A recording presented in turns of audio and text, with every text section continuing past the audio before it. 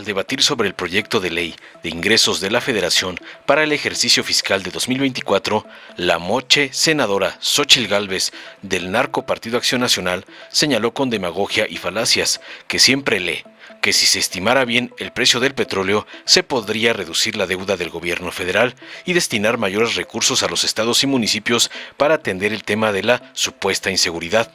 Añadió oportunista para sacar raja política que, con incrementar $1 el precio del barril, se podría crear un fideicomiso de emergencia para reconstruir y reactivar la Costa Grande de Acapulco. Concluyó añorando al desaparecido Fonden, del que seguramente sus empresas sacaban cuantiosos moches y no construían nada.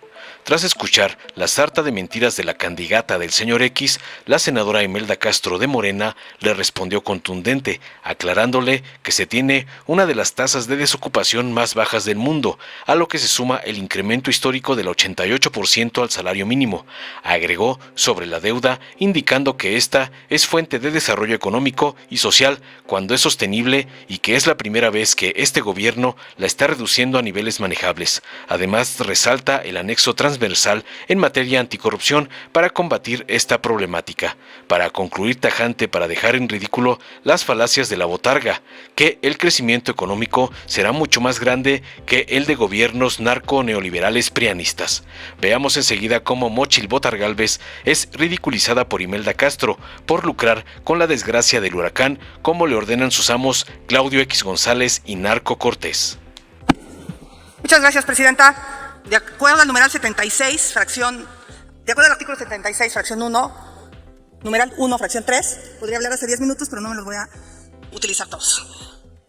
Adelante, senador. Quiero empezar señalando la tragedia principal de este sexenio y que se refleja en esta ley de ingresos.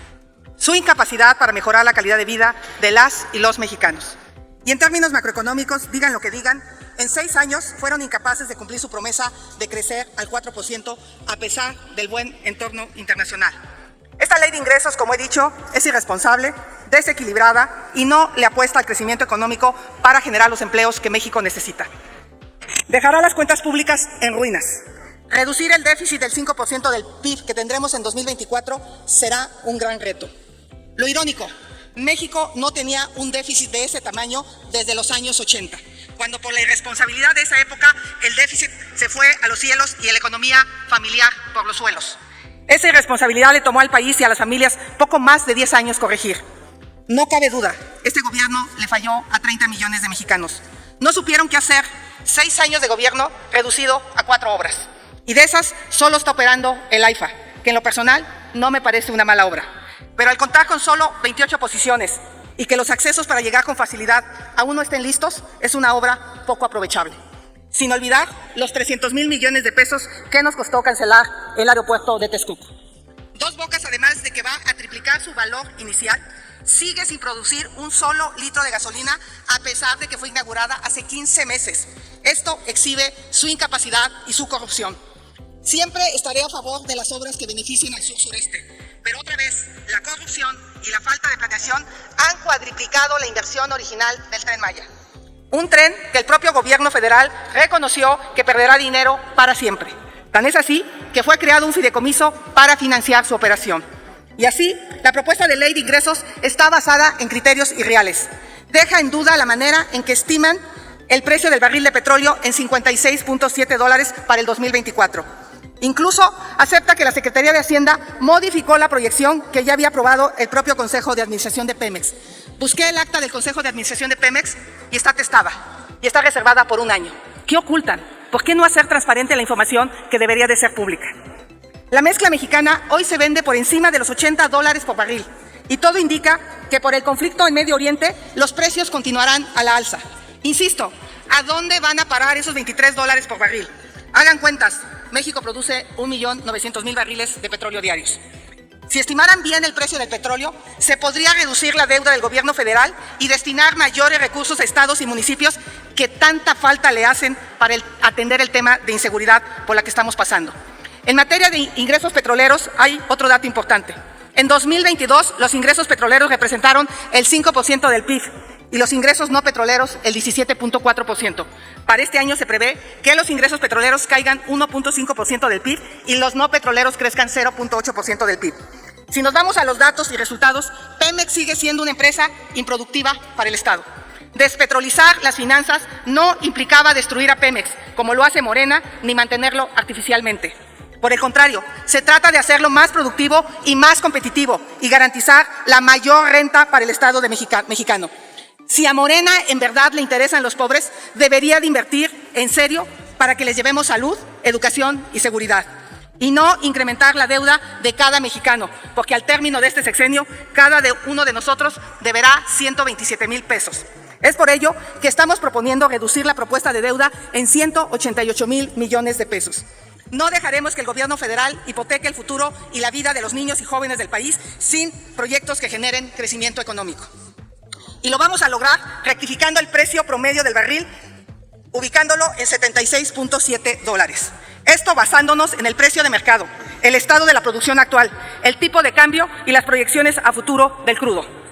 Finalmente, como Senado de la República, es nuestra obligación responder con prontitud y con el corazón y la razón a la situación que está viviendo Guerrero.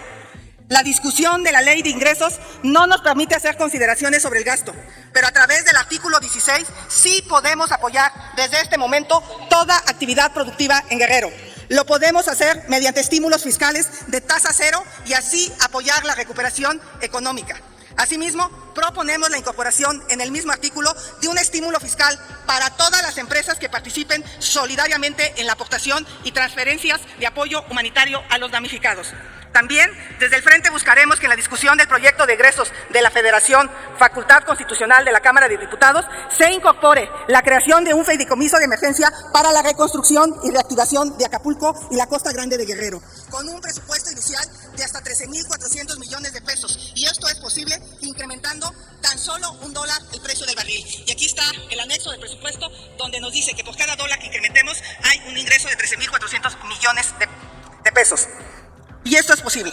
De la misma manera, promoveremos la puesta en marcha de una agencia mexicana de manejo de emergencias que permita actuar con agilidad. Acéptenlo, Guerrero está abandonado a su suerte la noche de ayer. Incluso mejor que el extinto Fonden, y ante este tipo de desastres naturales y contingencias tendremos cómo atenderlos. No puede ser que no exista la capacidad para restablecer las comunicaciones y el suministro eléctrico en una región a tan solo 5 horas de la ciudad. México necesita un gobierno profesional que dé resultados. Les recuerdo que la incapacidad también es corrupción y en ocasiones cuesta vidas. Muchas gracias. Muchas gracias, senadora presidenta. Efectivamente, el día de hoy estamos ya en una discusión y vamos a aprobar en su caso 4 instrumentos legislativos. 2 de ellos tienen que ver con 2 reformas a la Ley de Presupuesto y Responsabilidad Hacendaria. Una, para que se crea un mecanismo que robustezca el Fondo de Estabilización de Ingresos Presupuestarios. Lo que se busca es hacer más fácil o posible la capitalización de este Fondo de Estabilización al permitir aportaciones adicionales con activos financieros como los ahorros de economías presupuestarias, etcétera. Ese es uno. El otro tiene que ver de esta misma ley de presupuesto y responsabilidad hacendaria para agregarle un anexo transversal en materia anticorrupción, ¿no? Esto quiere decir que cuando la Secretaría de Hacienda publique los calendarios del presupuesto, deberá agregar este anexo anticorrupción. Esas 2 son, digamos, que los más fáciles, en los cuales pues hemos podido ver en la Comisión de Hacienda y en la segunda de estudios legislativos que ha habido pues más condiciones para transitar.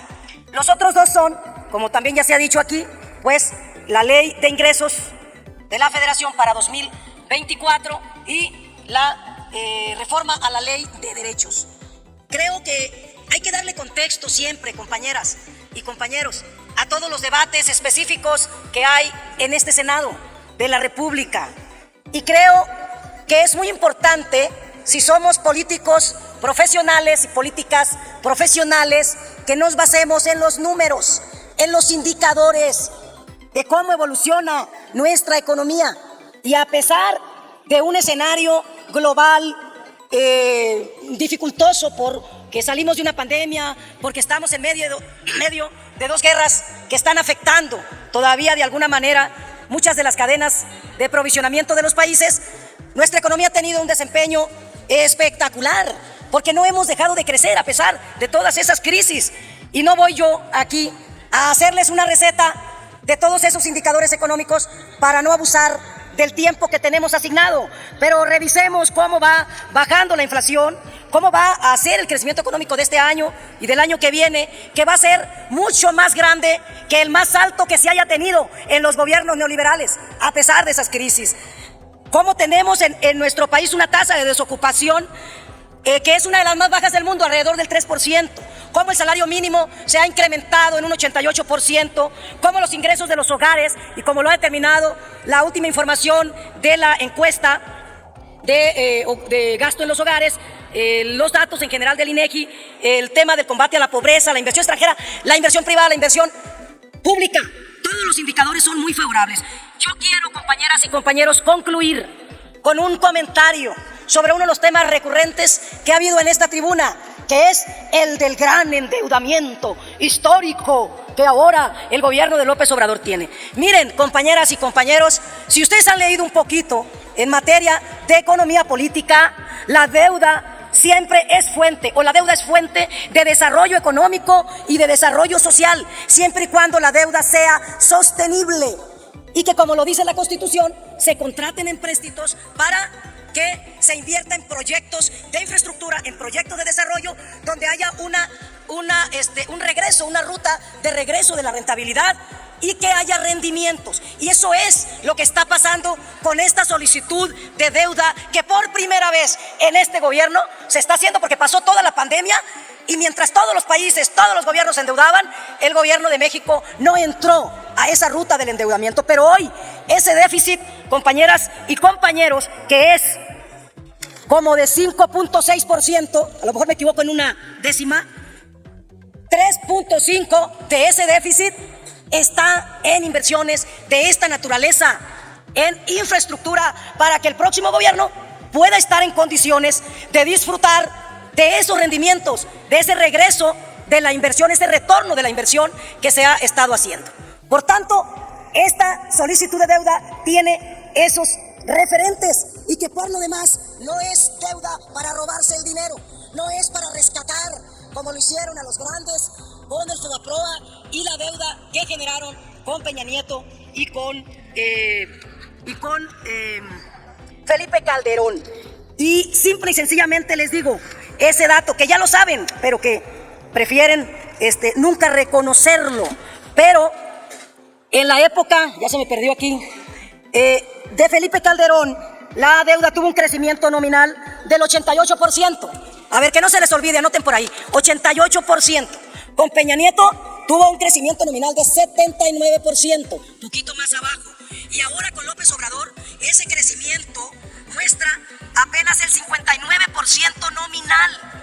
Cuando termine el sexenio, va a llegar a un máximo del 48% con respecto al Producto Interno Bruto. Ese porcentaje, que ahorita está en el 46% todavía, que puede llegar al 48%, es totalmente manejable, totalmente sostenible, está dentro del marco que dan todas las recomendaciones a nivel internacional. Y nuestro país tiene, repito y termino con esto, uno de los mejores desempeños de su economía. Y ese contexto favorable es el que nos permite presentar una iniciativa de ley de ingresos, particularmente esa, en condiciones de darle continuidad a una política económica en donde no hay más impuestos, no se incrementan los impuestos que existen, ahora solo se cobra a los que no pagan y se hace eficaz la recaudación, particularmente del IVA y del ISR. Entonces, vamos muy bien y vamos a ir mejor en los próximos años en materia de política fiscal, finanzas públicas responsables y, por supuesto, en el segundo piso de la Cuarta Transformación. Muchas gracias. Gracias, senadora. Dale en me gusta, suscríbete, activa la campanita y compártelo para que más gente lo vea.